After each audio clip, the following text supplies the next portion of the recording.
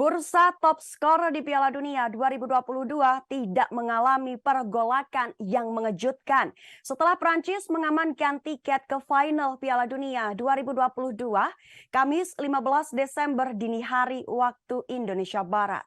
Prancis berhasil melaju ke final Piala Dunia 2022 setelah mengandaskan Maroko dengan skor 2 gol tanpa balas di Stadion Al Bayt, Qatar. Gol kemenangan Prancis pada laga ini dicetak oleh Theo Hernandez menit ke-5 dan Randal Kolo Muani menit 80.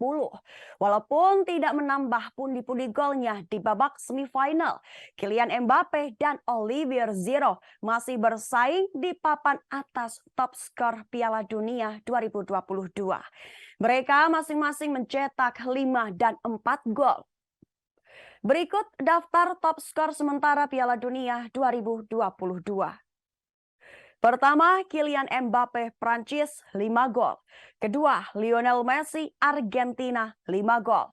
3, Bruno Fernandes, Portugal, 3 assist.